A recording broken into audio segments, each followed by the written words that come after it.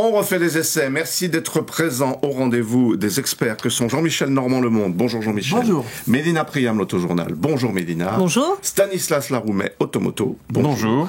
Et Pierre Devineau, Europe 1. Bonjour, Bonjour. Pierre.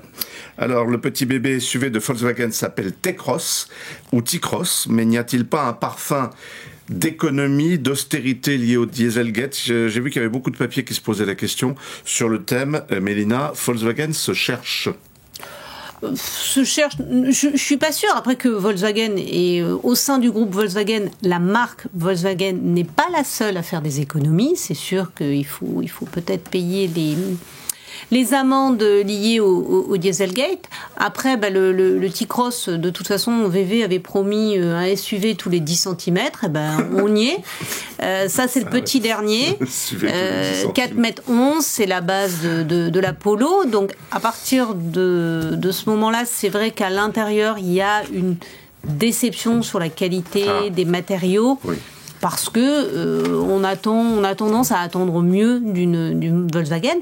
Maintenant, c'est une voiture qui est quand même plutôt réussie, qui répond au cahier des charges. Il faut voir aussi que le prix de base est en dessous de 20 000 €. Donc, mais Volkswagen s'en cache pas. Ils n'ont pas voulu faire ce que fait DS avec le DS3 Crossback. Ils ont mis de la couleur sur le tableau. Ils ont mis de la couleur. Ils veulent quelque chose à la fois de sympa, mais après en style, ça reste quand même bien une VV, c'est de la couleur, mais c'est bien carré. Voilà, c'est rationnel, c'est fonctionnel. Pour le coup, il y a pas vraiment de surprise, mais ça marche bien. Les motorisations, on les connaît. C'est pareil, le TS 615 notamment. C'est un moteur qui va bien au format de l'engin, en boîte méca ou en boîte DSG. Je pense que voilà, on n'est pas déçu et on n'est pas volé.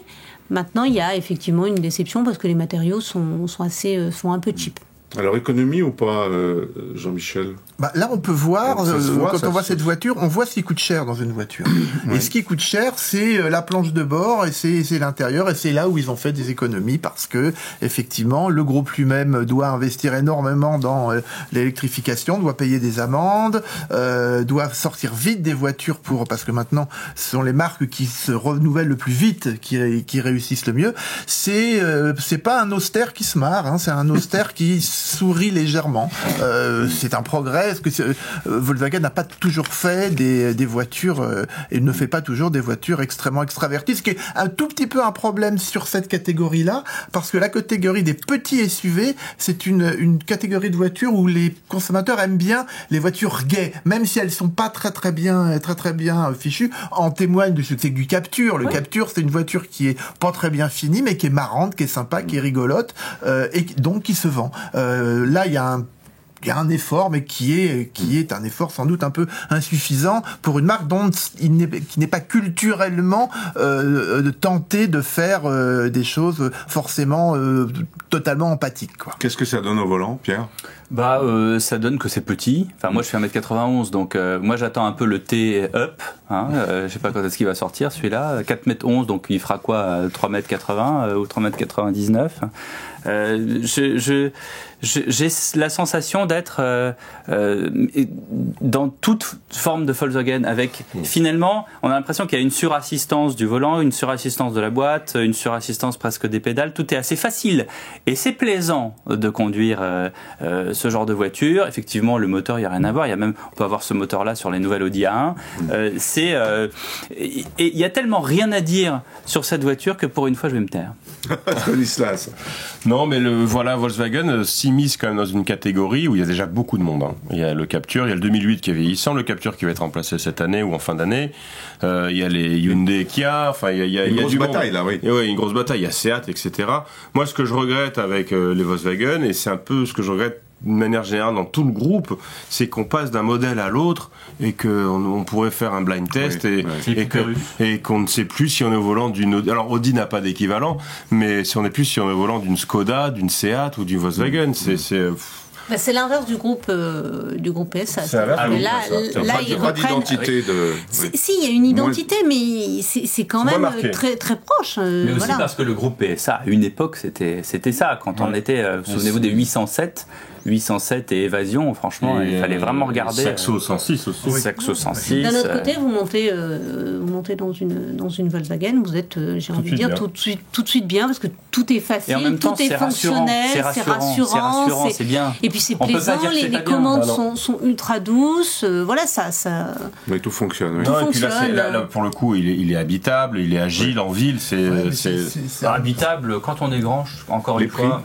Pour la catégorie, ça reste... commence à... 19 820. Voilà. 19 juste en dessous de... Moi, je trouve qu'il y a un manque de différenciation entre toutes ces marques qui risque de se retourner contre Volkswagen. Parce qu'avec une Skoda, avec une Seat, on a des Volkswagen dégriffés. Oui. C'est-à-dire qu'on a la même chose pour un petit peu moins cher. Avec la même qualité, évidemment. Mais pour l'instant, les ventes du groupe VV sont plutôt stables, voire en augmentation. Donc on dit ça.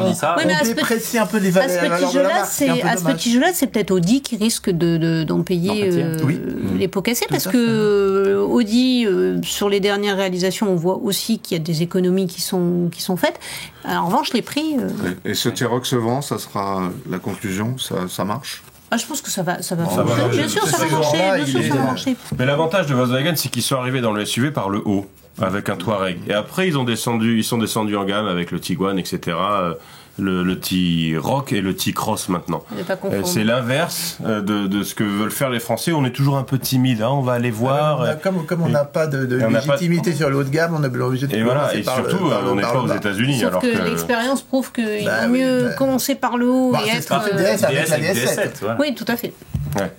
Merci à tous les quatre. C'était le Volkswagen T-Cross.